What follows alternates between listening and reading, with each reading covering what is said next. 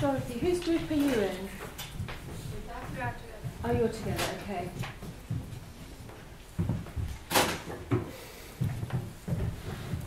It's not picking up everybody. Oh, how annoying.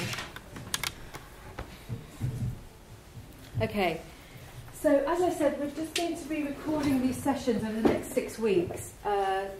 Well, no, actually 8 weeks, with your presentations as well. So they will go online and you can look at them on Blackboard. And first of all, it helps you reflect on your own process. It helps me reflect on my process.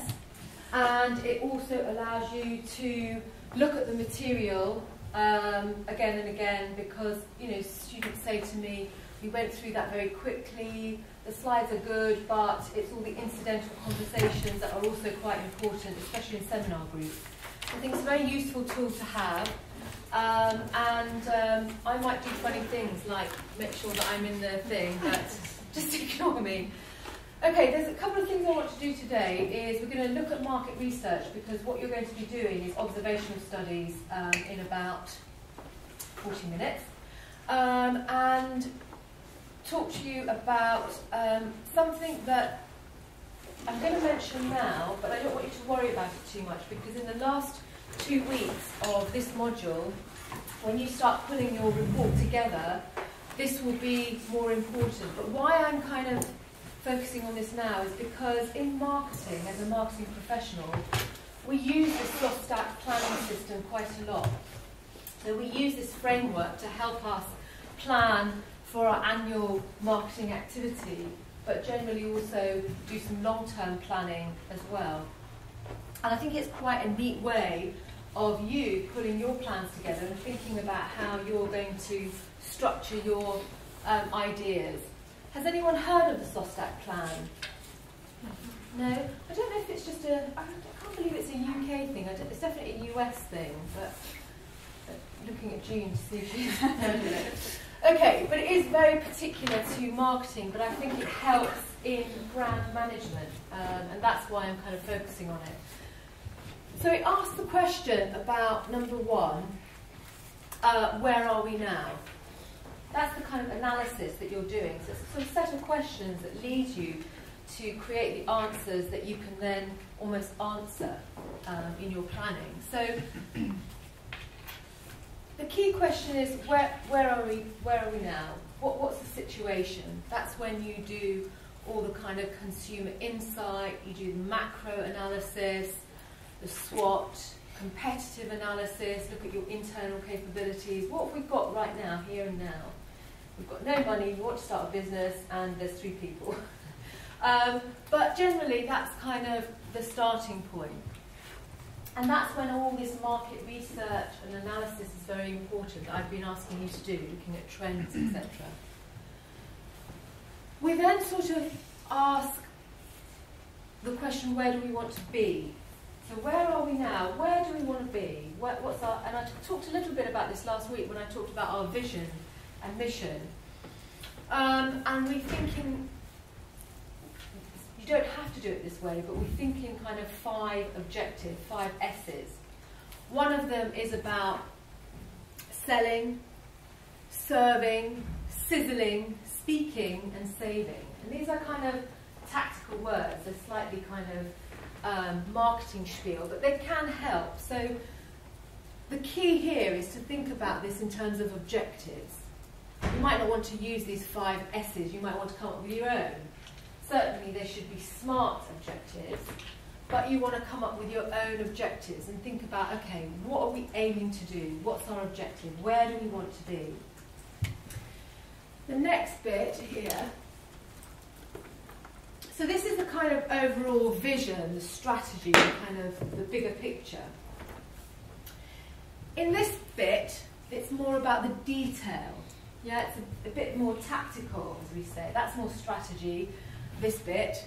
And this is more tactical, the kind of doing. And we ask the question, okay, we've got our objectives, we've got our kind of vision of where we want to be. The question is, how do we get there? Sorry, this one. How do we get there? Both parts of it. And in this how do we get there, we're starting to combine strategy and tactics. We're starting to combine our vision with actually what we're going to do. And here we've got this what we call stop and sit strategic plan.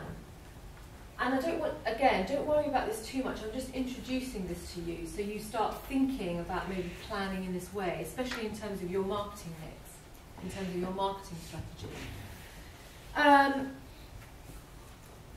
So here, you're thinking about your positioning, your objectives, your target audience. You're thinking about how you're going to integrate that. You're also thinking about a sequence of events. What needs to happen first, then what. That's when you do a lovely Gantt chart. And the detail is the tactics. Yeah, the detail is exactly what are you going to do to get to where you want to get to. So this is when you look at the exact content plan. So you take your marketing communication plan, you take your distribution plan, and you look at the detail of it and map it out effectively. You can map it out in lots of different ways, which we'll talk about. But this is kind of how you know what you've achieved. So you should be able to use this and go back to your strategy. So this is where we want you to be. This is how we're going to do that. And then you can start measuring whether you've done what you set out to achieve. So the SOSTAC plan, I think, is a really good way of understanding your strategy and your tactics and what needs to be pulled together in order to achieve all of those. And this will be on Blackboard, so you can look at this in your own time. And as I said, in the last 2 weeks, we'll look at this in more detail, so don't worry about this too much. The strategic bit here, as you can see, is about how do we achieve our goals. The objective setting is, when we talk about KPIs, key performance indicators, it's about how do we know we've done what we said we're going to do? Yeah? If you say, right, my objective is to, in the next 4 modules, this semester, I want to get a distinction. Yeah? How are you going to get a distinction? Well, you're going to have to work very hard, and you're going to have to consistently keep up with the work and go a little bit beyond. You're going to have to be organised, self-disciplined. You're going to have to manage your time very well. So there's some real key tactics that you're going to have to employ to get that distinction. How do you know that you've got a distinction? How do you know you've achieved what you set out to achieve? What's the key performance indicator? The mark. Yeah, exactly. So it's the mark. The key KPI, I don't mind pointing there, the KPI, which is a measure of saying, right, you've achieved what you've achieved, is what we call a key performance indicator. And that example that I gave you is your grade. I want to get a distinction. This is how I think I'm going to get my distinction. At the end of it, you can say, yeah, I got my distinction. Great. What I've done has worked. If you didn't get a distinction, then you'd have to go back and say, okay, what bits did I not do in order to meet my objectives? My objective was to get a distinction. What did I not do? And you reflect and you go back and hopefully do something differently. It's not a disaster. Hopefully you get a merit instead, and you call me and say, I got 68, please give me 2 extra marks. And you got 68, I'm really sorry. Let's look at what you can do to then get a 70 or a 71. Okay? So that's broadly it. And this is a lovely, I just love this. It just really outlines exactly what we do in business. This is what marketeers do. And we sit there and we work out all these different elements, which again we'll go through in more detail when you come to write your report. But I think it's quite nice for you to have a heads up. Have a look at this to see what you're expected to kind of put into your reports before. So you can have a look at it and go, oh right, okay, that's what she's talking about. That's how we can put retail in there, and we can put selling in there, and we can put distribution or operations in there, and okay, yeah? So this is a chance for you just to, I don't like just putting stuff on Blackboard without explaining it to you, otherwise you'll say, what is that? So the source stack plan is just another tool, like the business canvas that I gave you, to show you a way of mapping out your business plans, okay? So, we're going to not do all of this today because this links to next week's a little bit. The only thing I want to show you is the first bit, which is about market research. So that's what you're going to be doing today. That's what you should have been doing. And market research isn't just about Googling stuff, cutting and pasting and saying, there's my analysis. That's half of it. That really helps. That's secondary research. Secondary research means, who knows what secondary research means? Secondary research? Yeah. It's outside research that's already done. Yeah.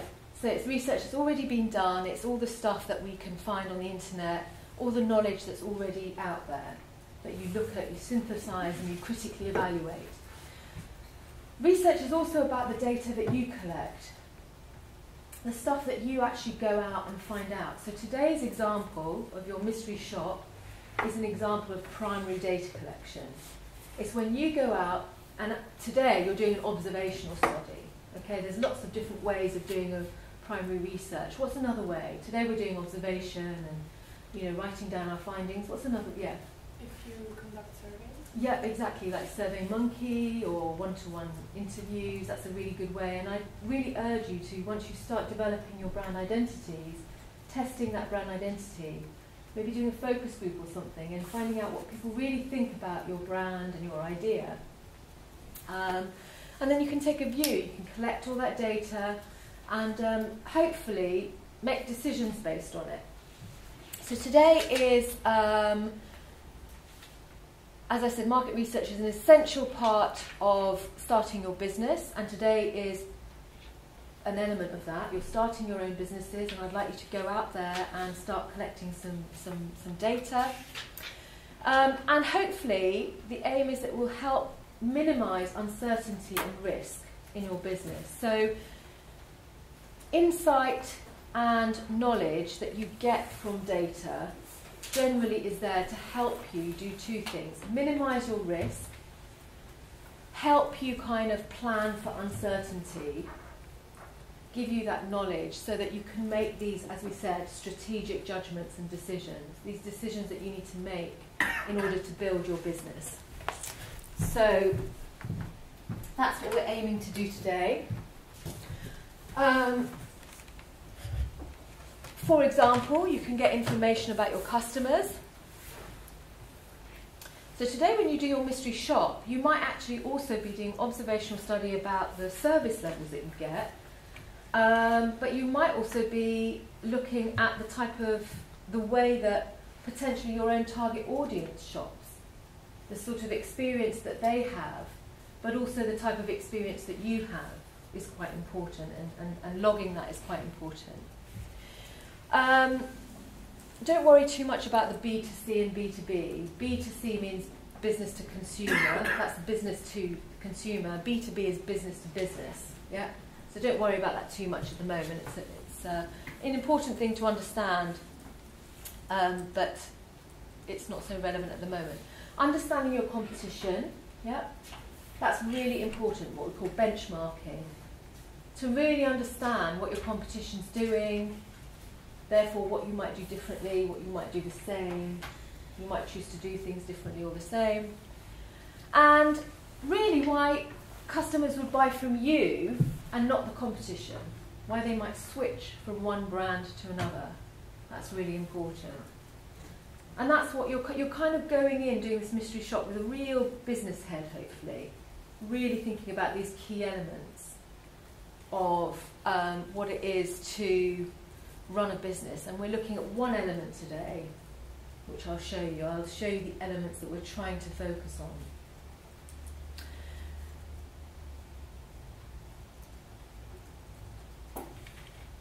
So competition, understanding your consumer, and understanding what you might do differently. So as we said, there's lots of different research, field and desk research. So field research is face-to-face, like I said. Today we're doing a mystery shop. So today we're going out there into the safari and doing some field research. And that's different from when you send out a questionnaire. That could be seen as desk research in a way, where you send out a SurveyMonkey questionnaire. And the design of research should help with interpreting your data and data processing. So one of the things we're doing today is an observational study, but what you've got to think about is how that data is going to be helpful to you. There's no point in just going out and doing a mystery shop and looking at, you know, what the service level's like and how the retail store environment is, etc., what the competition's doing. Really, you need to be asking yourself, okay, how is this data helping us? What can we get from this data that we can use in our own business reports? And that's what I'd like you to present next week. I'd like you to tell me how this observation has helped you to maybe make decisions or helped you to think about things in a certain way, or helped you to think about your competition in a certain way, whatever it might be.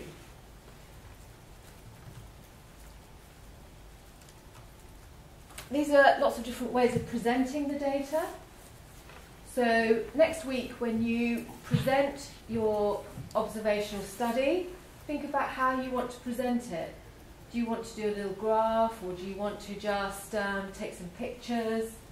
You could even do something interesting like a mood board or something to show the essence of your level of service. Just think of different innovative ways of communicating the data that you've collected.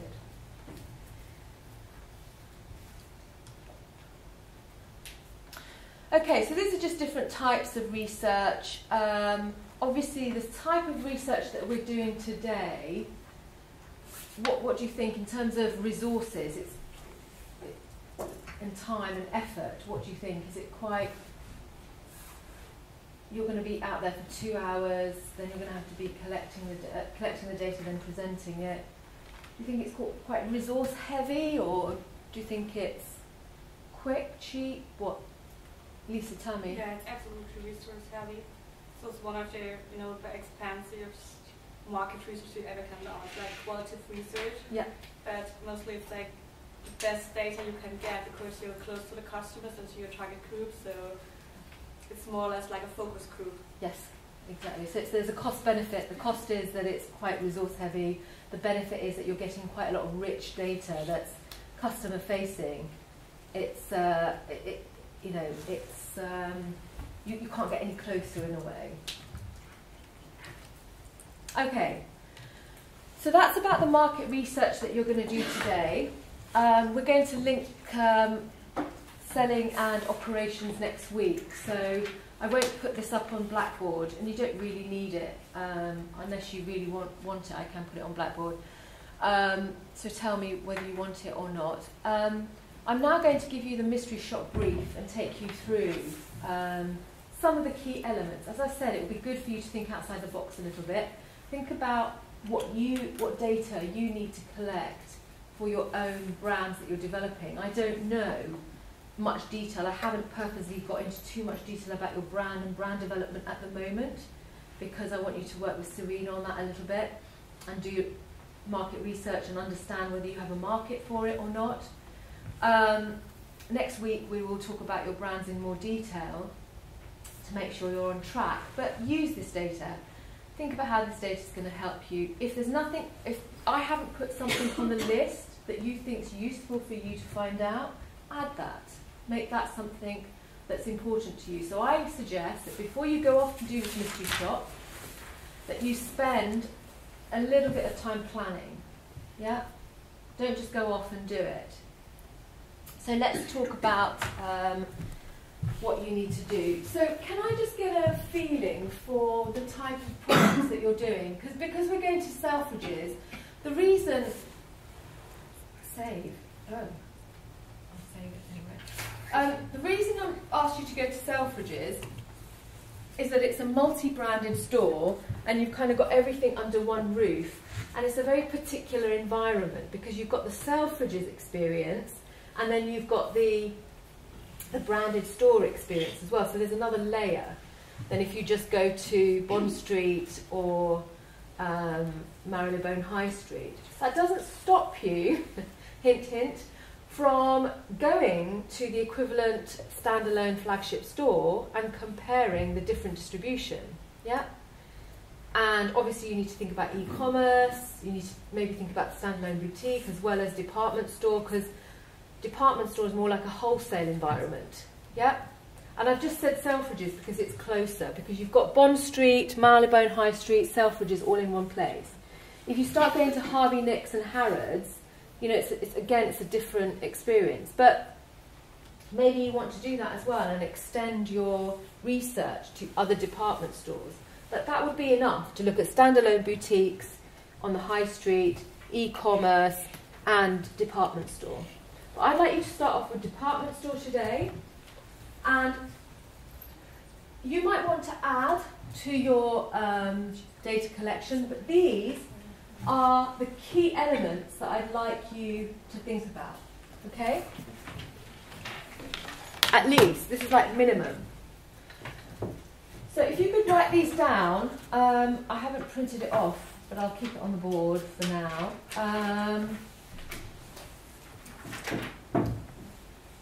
So we're looking at store concept, as we talked about in the PowerPoint lecture, today. On the PowerPoint slide, one of the aspects is the store concept, the environment. Why have I put I've put atmosphere, why have I put energy in inverted commas? It's kind of like the aura that it gives. Yeah. It's not specified, but it's more of like an emotional thing too. Yeah, exactly. I think it strongly links with aspects of things like memory, you know, that we were talking about, which are the kind of intangible, as June said, the aura, you know, the elements. Okay. Can you see that better? Sorry. Is that better? Can I switch this off? I actually want to throw this keyboard. I feel very... I'm trying to do it so it's... Okay. All right. So, basically... atmosphere, energy, that kind of relates to the intangibles but tangible aspects of store concept, store environment, that sort of thing. But I think people are part of that as well. It's not just the kind of physical, tangible elements of the store environment that are important. Parvo and Lisa, I've got another one for you, so you have to hang on, because you're not part of the other group. So I'd like to discuss that with you later anyway, so bear with me. Okay, so atmosphere, energy, store concept, experience generally. I've just put some words up here. They're not in any order. Some of them might be more important, some of them might not be, but they're just a guideline. They're just a way of you starting to think about what you need to do. Maybe you want to look at product, position of the store, and certainly within Selfridges, that's quite important. Where is the concession in amongst all the other concessions, and why is it there, and how much square footage has Selfridges given them, and all that sort of thing, yeah? Because you're also thinking about, you know, business has to be profitable as well. They need to make money, as well as think about the brand reputation and the brand's position and the brand values and equity, etc. So as part, not just the branding aspects, but in terms of the business and how that works with Selfridges as a brand, for example. You might want to look at product. You've learnt about heritage the other day, did you? You might want to think about heritage. What did you think about the whole experience overall? Did it contribute to brand value, equity, all of those big things that we talk about? Try and relate it to the branding lecture that I gave you. Try and make all those links that we're presenting. What about the application to multi-channel? So you're going to look at the consistency of the brand elements. As we said, the integrated elements of distribution and brand positioning. So therefore you do have to look at standalone boutique as well as Selfridges, as well as the e-commerce site. Yeah, if you really want, you can look at the Selfridges e-commerce site as well as the branded e-commerce site. I would if I were you, and look at what the experience is. Selfridges site is, I don't know, quite busy sometimes. I get a little bit, but then if I go straight to Dior or whatever, it's a different experience, isn't it? So think about the effect of that and the relationship between that and the brands. For some reason, this has gone all highlighted in a really weird colour. So these two elements I've left for last. Service is hugely important. Yeah, the kind of people-human aspect of it and comparing that in terms of the multi-channel. And the key here is I'd like you to think about something that I think is of interest to me, so I'm collecting data as well, but I think is of huge importance, just the fact that we have a really diverse group of individuals here, and I want to know how this variable affects your experience. The variable being culture. Yeah? How the intercultural diversity of this group, does it and how does it have an effect on your experience? Is it different? Is it the same? So looking at your expectations versus your actual experience in relation to culture. And each group, I think, has quite a diverse cultural mix. Would that be right in saying? Yeah? And I think that's an important, as I said, variable to look at. We can't do gender, unfortunately. Gender would have been an interesting one. And I think in terms of age, I don't know, we're all a very similar, not we as in, you guys are all a very similar age, aren't you? So I don't think that would be a very interesting variable to look at. The other variable which might be quite interesting in terms of diversity is the backgrounds that you're from, not cultural backgrounds, but the knowledge backgrounds that you're from. So some of you have done law, some of you have done architecture, some of you have done accountancy, some of you have done business. So if you think there are any other factors that are affecting your expectation versus your experience, then include that into your findings. Yep. Because you're thinking about the customer experience, which is really, as I said again in the lecture this morning, the customer experience and the customer journey is really important, and that's what we're trying to measure in a way. We're trying to measure that through the brand elements, brand concepts, brand marketing strategy. So, anything else you've observed? Obviously, interesting. You want to put that in, that's fine. And please present this, so write it up nicely, present your data the best way you like. You might want to do a vlog, like a video diary. That's how you might want to do it. So I'll tell you how you're going to do it in a minute, but one person might want to video. That might be difficult though when you're in a store, because they'll be like, why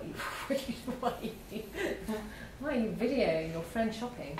So that might be a bit difficult. That would be fantastic to video it, but I think it would be a bit tricky. You could, after you've come out of the experience, you could interview each other. Yeah? So you could video each other, for example. That's how I would do it. If I was doing it with Dorothy, I'd go, right, Dorothy, let's go. And then when we came out, I'd video Dorothy and I say, okay Dorothy, what was your experience like? Tell me about it, and blah blah blah. And, you know, that would be quite a neat way of doing it and uploading it and then showing it to everybody next week. You do a quick little two-minute video and then explain the data. And that could be quite a rich way of doing it. I mean, it, you know, we won't put it on YouTube, I promise. Everybody says that. What, do all the teachers say that, Pavo? No. Like, I mean, everybody in the world say that. When they say I won't post it, they will. They do.